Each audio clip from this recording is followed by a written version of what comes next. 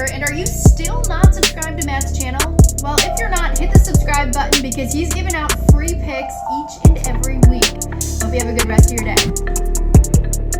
UFC Vegas 85 back at the Apex after a week off. We have some big pending cards coming up, guys, on pay-per-view. Can't wait for these pay-per-view cards, along with UFC 300. Still looking for that main event in that slot, in that UFC 300 fight card. It's stacked, guys. That card is stacked. Can't wait for all these pay-per-views coming up. There's one this month in February. Looking forward to Volk versus Topuria. Can't wait for that one. I'll be breaking down the main card like usual, guys, providing free picks, leans, price talk, and more. We got a few fun fights on this card. Top heavy, of course. It's a fight night card. Not saying, this main event's not really a great main event. I think it's a good fight, not main event caliber. But hopefully we get a good one there. CoMain is also a fun one. Client card available on Friday after weigh-in, systemsportscapping.com or link.me/systemcapping. Everything's over there, guys. If you haven't checked out, go check it out. Client packages, records in all sports, client comments over the years, and video viewers as well, or podcast listeners now, right? Resume and more. Check out the site or link if you haven't already. Give shout out to audio listeners, Spotify and Apple Podcasts. I do see numbers over there, so I do appreciate that, guys. Also YouTube video viewers, and now on Rumble. First time I posted on Rumble, and I got a handful of views already, a couple comments over there. So we're everywhere, trying to get the eyes out everywhere. Let's go over some current runs. Current runs before we get into this card. NFL 12-5 to end the year in the NFL. NHL 12-7 current run. PGA free plays, guys. 23-7, 2023 and now 2024. Only one free play so far this year. 77%. And these are documented videos on TikTok and Instagram, guys. So if you've been following me, I document it after each play. Again, not a free play every week, but I do put them out mainly in the golf market. That record is 95% golf plays. And the best thing is average money is plus money, guys. Right? This isn't 77% minus 200, minus 300 like some clowns out there that will give you those free plays. Keep that in mind. 9 out of 10 profitable majors. That's the highlight in the PGA market. Obviously, we know how great of a PGA season we had in the outright market last year. It's going to be obviously hard to top that. Profitable start, though, in the prop market in the PGA. Let's get right into this card, guys. Let's get right into it. Shop around for best prices. Have access to multiple sports books to get the best number out of there. For UFC, very important. Prices vary a ton from book to book. Some books don't have this prop. Some books don't have this and that. So have multiple books when betting on the UFC.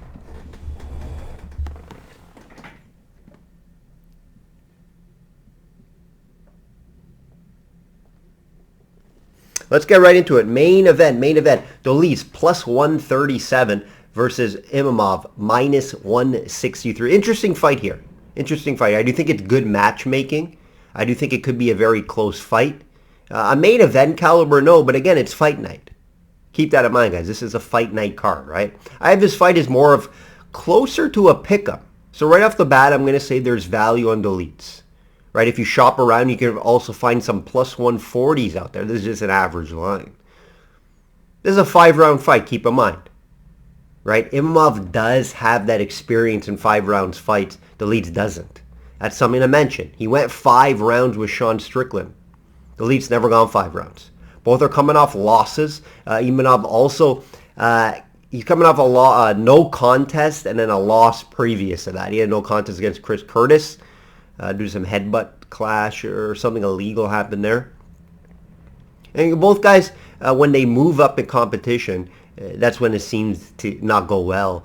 At least most of the time. Dolice does have a nice win over Hermanson, where he caught him in a submission. So if you look at resume to resume, it's fairly even, but Dolice does have the best win. does have the biggest win, right? Imanov stepped up in competition to fight Strickland. Now, keep in mind, there was some issues. There was a catch weight. Strickland took it on short notice. Strickland still won the fight. But Dolitz does have the best win on his resume over Hermansson. Hermansson's good fighter, right? Very proven fighter over the years. Dolitz lost last, though, when he went to Marvin Vettori last time out. And it was a close fight. It was a close fight in that one. Super close. I do think the issue, though, with Dolitz from fight to fight is his low volume. And that's why he lost that fight. Right? He has the power. Big, strong guy. Can grapple. Obviously has a submission game. Can wrestle. Just I don't think he uses it enough from fight to fight. Is what I've noticed when I watch tape on him. Right? The volume is very, very low. Low threes. Right?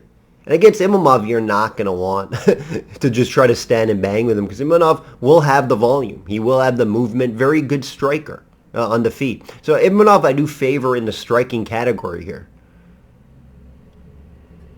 Okay, he doesn't really have the power, like the one-shot power to knock you out, but he has a nice jab. He moves well. Similar to Strickland. I'm not going to say his boxing style is the same, like his stance is not the same, but that's what Imamov likes to do. He likes to stand, use jabs, use some of his boxing. Will kick it from time to time as well. And he does have some, wrestling in his back pocket. But I do favor Dolitz in the wrestling and grappling department here. And it'll be interesting to see if he goes to that. Right, some best wins for both fighters. Dolitz I mentioned. Other guys, he beat Kyle Dawkins. I think he's out of the UFC now. Phil Hawes, journeyman if you want to say. Decent win. And then Jack Hermansson, like I mentioned. Imamov, he beat Ian Heinisch. Nice win there. Shabazian, nice win there. That's when he was on his bad run, though. Shabazian, if you remember that. He was struggling. There. Buckley, good win, right? Good, decent win over Buckley. But still, Dolitz, I mentioned, has that big win over Hermansson. I do think there's value here on this number on Dolitz. Plus 140 if you can shop around and get that. If I had to bet this fight, I would lean there, because I do have this closer to 50-50. Right? Dolitz ranked higher. He's a 9th ranked fighter. Imamov 11th. I understand if Dolitz keeps his standing, it could be a long night, but I expect him to mix it up here. Right? I do have this closer to 50-50 fight, so value here on Dolitz. I think it could go either way, right? But when you have a fight 50-50 and you think it could go either way and you see there's some value here, play the value, right? There is some value here. And, Dolitz, like I mentioned, stronger guy. I don't think Imamov's going to be able to take him down. If he does, I don't think you'll be able to hold him down. I think Dolitz will be the bigger, stronger guy here. And he has that power to maybe hurt Imamov on the feet, even though I don't think that's his path. Some other motivation here for Dolitz. He just had a child. That could be something as well. And coming off a loss. He wants to get back in that win category. If I had to bet this fight, it would be Dolitz on the value. Could be a good fight. Could be a good fight here. Looking forward to this one. Main event caliber, no. But could be very competitive. Co-main event. Mokana minus 175 versus Dober plus 150. Fun one here, right? This should be a fun one. And should be a fight that we should see a lot of action and don't see it going all 3 rounds. I'd be shocked if this fight goes all 3 rounds.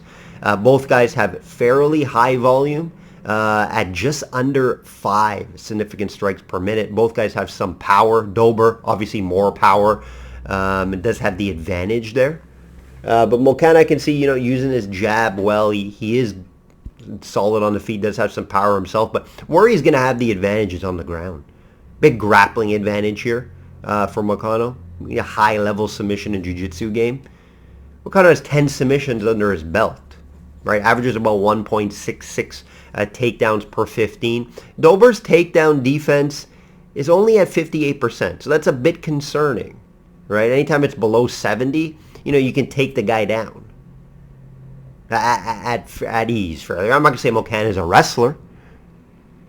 But those 10 submissions are mainly because he's able to get fights down to the ground. So I do think that's the path. You don't want to play with fire against Dober on the feet and try to stand and bang with him for 15 minutes, right? That's not the path against Dober. Dober's get the fight down to the ground, maybe look for a submission or TKO finish, or just, win unanimously against the judges. But again, I have a hard time seeing this go 5 rounds. Dober will try to bring the fight. He could get caught.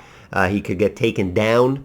And when a guy just has one path really to win a fight, in my eyes, Dober only wins this fight by catching McConnell. Possible, right?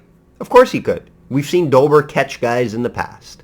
But it's lower odds, right? And when I see a minus 175, not a terrible price. I usually don't like to back that, but I'm going to back McConnell here. If you want to improve the price, you can definitely look at a submission or TKO stoppage. Like I mentioned, I don't see this going 3 rounds. It's possible if Dober's game script is just totally different, which we don't see. We see him bring the fight, right? And Dober, also if you look at the resumes, Dober's fighting a lot less competition, right? Like his wins are against lesser guys, lesser competition, right? Ricky Glenn was his last fight he won. Alves, McKinney. He gets win over those guys. But when he steps up a little bit, I'm not even saying he's stepping up to big names. I'm saying he's stepping up to that mid-tier level. Favola, Riddell. He loses those fights. I have McConnell just above those guys, right? McConnell just beat Riddell. Just submitted him in the first round. All right, so keep that in mind, right? McConnell's going to be the play here. It's not a terrible price. This could make my client card this weekend. If you want to prove it, like I mentioned, look at the submission or TKO finish. I don't see this going all 15 minutes. Randy Brown. Yes, Randy Brown minus 250 versus Salikov plus 200. I get the price here. I think it's a bit high. But, Brown, younger guy, quicker guy, more volume, better on the feet, 9-inch reach, better cardio, right? I can go so on, so on. Salikov, low volume guy, right? He looks for that big shot. He wants to hurt you on the feet, land a big shot, maybe try to grapple. Problem is it's going to be hard to grapple with Randy Brown and get him down. Randy Brown has fairly solid takedown defense at 74%, and he has his submission game under his belt. He's won by submission multiple times. He is good on the ground. But where Randy Brown likes to win fights is usually by decision. And he just out-volumes you, uses his jab, 9-inch reach here, guys. That's a big reach advantage. You don't see that often. All right, Salikov's older guy, right, 39, 40. He's going to want to just try to come forward and land that big shot. But I think Brown will be too quick, and you'll understand that. He'll understand what Salikov will want to do. And I don't think Salikov will have success trying to get the fight down to the ground. Right? So if you're going to bet this fight, the only way to look is at Randy Brown. Maybe a 2-fight parlay option. Tough to call an outcome. I would lean the decision, but, Salikov has faded down the stretch in fight. So, if this gets to the 3rd round, right, Randy Brown's going to be fine. His cardio is good. Salikov could fold later in the round. You can see, a maybe submission or TKO finish for Brown. But, I lean the decision.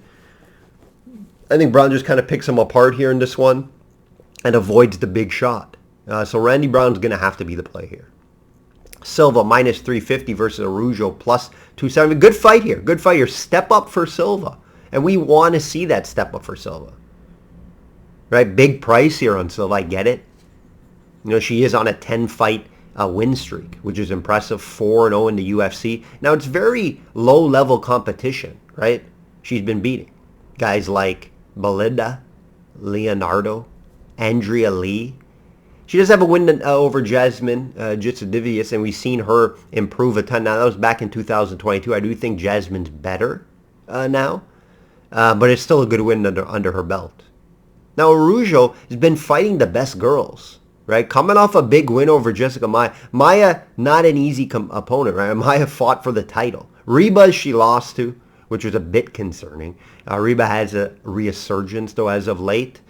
She also lost to Grosso. Obviously, Grosso champion. You can't, she's unbelievable. And Chukagian's a good fighter as well. Hard to fight. Hard to fight with that reach and those kicks, right? So if you look at resumes, it's not even close. That's why I don't really agree with this price. I like Silva. I do think Silva gets the win here, but I don't really agree with this large price, especially in women's MMA, guys. Minus 350 laying in women's MMA is very difficult. I do think Silva gets it done. I like what I see from her. And this is the one key stat where I think Silva gets it done. Araujo likes to get the fights down to the ground, right? That's something that she'll try to do. She's not really just a stand-up fighter. Silva will beat her on the feet. So she'll look for takedowns from time to time. Problem is, though, Silva has excellent takedown defense at 92%. So that's what kind of sold me on this. And I do think that's maybe why she's this high in pricing. Don't agree with the pricing. But again, I do like the fighter. There is that asterisk, though, where the resume difference are huge. Silva has not beat a level of competition in Araujo as of yet. Keep that in mind, guys, before you go all in on Silva, because she has not proven she can beat a level of competition like Araujo. And keep in mind, Araujo fought the best of the best and coming off a big win over Maia. Maia's a good fighter. She's downgraded a little bit from ever since she lost it against that title shot, but she is that's still an impressive win for Araujo. So keep that in mind. Lean Silva, play as Silva, hate the price, like the fighter. Kizarev minus 150 versus Muradov plus 125. Interesting one here, right? And I'm going to end with this one. I'm not going to talk about, I think there's one other fight maybe possibly on the main card. But we're going to end with this one. And this is an interesting one here, right? This Russian fighter, a lot of hype around him. He's undefeated, 12-0 only, but still impressive. And he just hasn't fought a lot. Not a lot of guys either want to fight him. He's dropped out of fights due to injury. Takes a lot of time off. Last time he fought was in 2022. Previous to that, he had 2 years off, right? So he's just very inactive. And even though I do like the fighter, even though I like him in this matchup, right? What does he do, the Russian fighter? He wrestles. He gets the fight down on the ground. People call him Mini Khabib or Bigger Khabib or something. He looks like him, right? He looks like that. He has that wrestling. And Muradov, he's a boxer. He's a striker. So it's a classic wrestler versus striker matchup, right? And you usually want to favor the wrestler. However, there's just concerns with this guy. Like I mentioned, he hasn't fought for a while. We don't know really how he looks later in the fights, right? It just gets to the second or third round. Now, Muradov has shown cardio issues himself. Keep that in mind. But the Russian fighter, we don't know. There's so many unknowns with the guy. That's the only concern. You definitely want to watch weigh-ins for this one before you're betting him, right? But also you can look at it this way, right? The time off continues for him to get better, right? What is he doing with this time off? Is he training? You know, I tried to creep him and try to look at his training. There's not a ton out there, but I expect him, if I had to bet this fight, I would take him with some risk, of course, right? What if it gets to the second or third round? You're not going to know how he looks. Can he continue to wrestle? On the feet, Muradov's better. But we have seen Muradov be very inconsistent at times. We've seen him submitted multiple times. We've seen him lose to Gerald Meerschaert by submission. We've seen Barreal beat him, right? Muradov's coming off a last win against Barberena, but Barberena moved up in weight class there. Muradov tried to wrestle and get him down. Muradov actually can wrestle a bit too. He does have that in his back pocket, but not against this Russian Kizarev. He's not gonna have he's not gonna be able to take him down with his 100% takedown defense. Now that's just that high number just because probably people don't try to take him down because he has a submission game and can wrestle himself. I get it. So Muradov's going to want to keep this fight standing. It's just his takedown defense isn't great, and I do think Kizarev is going to be able to take advantage of that. It's just, can he do it for a long period of time? We don't know. We don't know if he's going to be able to. If this gets second, third round, we don't know. So keep that in mind, guys. Right? There's risk betting him here. And this actually opened up for line movement, guys. This actually opened up around minus 250, minus 225. And people were backing Muradov. I get it. You like that plus money, and it kind of makes sense here because of the unknowns with the wrestler. But when this guy, if he decides to just come out and wrestle, he's going to be able to get down Muradov and possibly even maybe find a submission or TKO finish. Watch the weigh-ins here, though. Watch the weigh-ins before you want to bet this fight. See if everything's okay there. Again, Kizarev, a lot of injury concerns over the past, doesn't fight a ton. So there is issues here, but at minus 150, it's not a terrible price with the wrestler. So again, watch the weigh-ins here. For video purposes, I'm going to lean Kizarev, but again, there's a little concern there to pull the trigger fully. That will do it, guys. That will do a client card. Will be available after weigh-ins of multiple bets this week. Currently handicapping UFC, PGA, NHL, and the NBA. And, of course, Super Bowl is around the corner. I will have a Super Bowl video next week along with the UFC as well. Like I always say, guys, bet smart and know your limits. Take care.